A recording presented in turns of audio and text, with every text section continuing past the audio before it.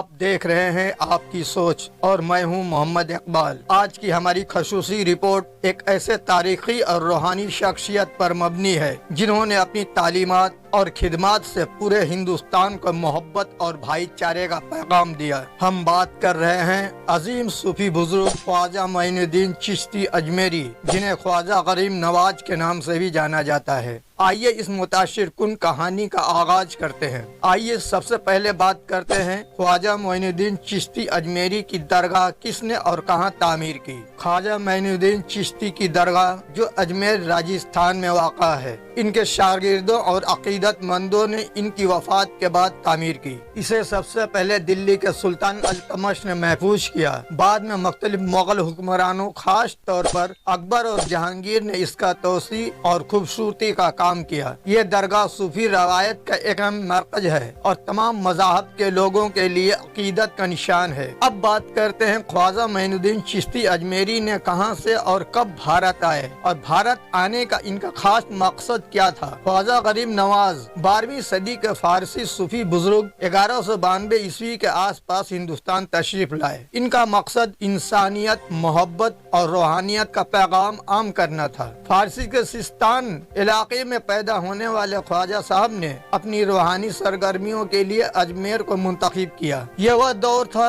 جب معاشرہ مذہبی شدت پسندی اور تعصبات سے دوچار تھا۔ اجمیر شریف کی مقدس درگاہ، جہاں ہر سال لاکھوں زائرین ملک اور بیرون ملک سے آتے ہیں، خواجہ غریب نواز کی یہ درگاہ ان کی تعلیمات اور انسانیت کے لیے ان کی خدمات کی یاد دلاتی ہے۔ خواجہ صاحب نے نہ صرف مسلمانوں بلکہ ہر مذہب اور طبقے کے لوگوں کے لیے اپنے دروازے کھولے۔ ان کی زندگی کے سب سے دلچسپ واقعات میں سے ایک جادوگر جسپال سے ان کا سامنا تھا۔ جادوگر جسپال اور خواجہ غریب نواز کا واقعہ۔ جادوگر جسپال ایک مشہور جادوگر تھا جس کی شہرت دور دور تک پھیلی ہوئی تھی۔ وہ اپنے جادو کی طاقت پر بڑا غرور کرتا تھا اور سمجھتا تھا کہ اس کا جادو ہر کسی پر غالب آ سکتا ہے۔ جب اس نے خواجہ معین الدین چشتی کی شہرت کے بارے میں سنا، جو اپنی روحانی عظمت اور فلاحی کاموں کے لیے معروف تھے، تو اس نے ان کی آزمائش کرنے اور انہیں نیچا دکھانے کا ارادہ کیا۔ جسپال خواجہ غریب نواز کے پاس گیا اور اپنے جادوئی کرتب دکھانے لگا۔ اس نے ہوا میں چیزوں کو اڑانا،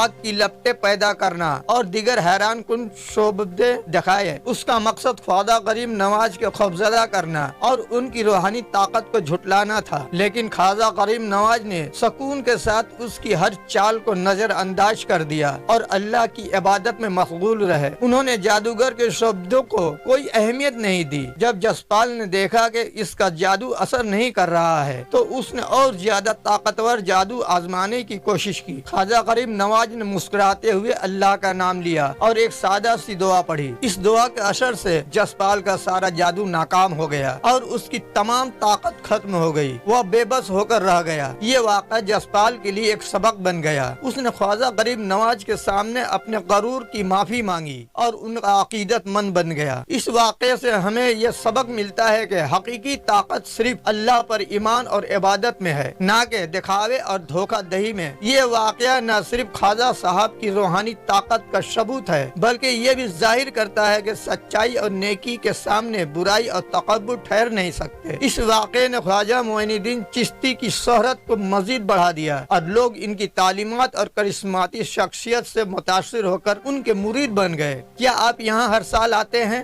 خواجہ غریب نواز کی کون سی بات آپ کو سب سے زیادہ متاثر کرتی ہے؟ اگر آپ سے یہ سوال پوچھا جائے تو یقیناً آپ کا جواب ہوگا کہ خواجہ صاحب کی سب سے بڑی تعلیم یہ ہے کہ ہم سب انسان ہیں اور ہمیں ایک دوسرے سے محبت کرنی چاہیے۔ ان کی یہ بات کہ سب سے محبت کرو، کسی سے نفرت نہیں، آج بھی میرے دل کو چھوتی ہے۔ خواجہ معین الدین چشتی نے محبت، رواداری اور بھائی چارے کا پیغام دیا۔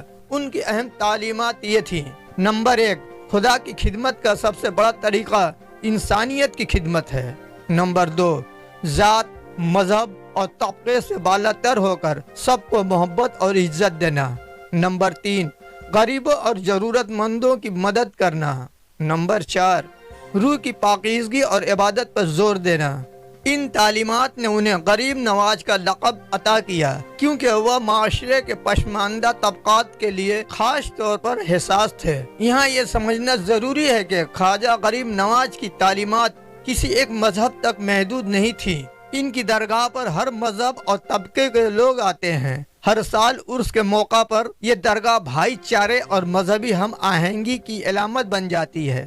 خواجہ صاحب کی مشہور الفاظ سب سے محبت کسی سے نفرت نہیں آج بھی ان کے پیغام کی افاقیت کو ظاہر کرتی ہے۔ ان کی تعلیمات اس بات کی گواہی دیتی ہے کہ مذہب کا اصل مقصد لوگوں کو جوڑنا اور معاشرے کو بہتر بنانا ہے۔ خواجہ صاحب کی زندگی نہ صرف صوفی عزم کی علامت بلکہ مذہبی رواداری اور سماجی اصلاح کا بھی ایک مثالی نمونہ ہے۔ آج کی اس خصوصی رپورٹ کا یہی پیغام ہے کہ محبت، خدمت اور رواداری کے ذریعے ہی ملک اور معاشرے میں امن لایا جا سکتا ہے۔ خواجہ غریب نواز کی تعلیمات ہمیں انسانیت اور بھائی چارے کی اہمیت سکھاتی ہے۔ تو ناظرین، ایسے ہی انفارمیٹو مزید ویڈیو کے لیے میرے چینل آپ کی سوچ کو سبسکرائب لازمی کریں۔ ویڈیو پسند آیا ہو تو لائک اور شیئر کریں۔ پھر ملتے ہیں کسی اور شاندار وچاروں کے ساتھ۔ دھنیہ واد۔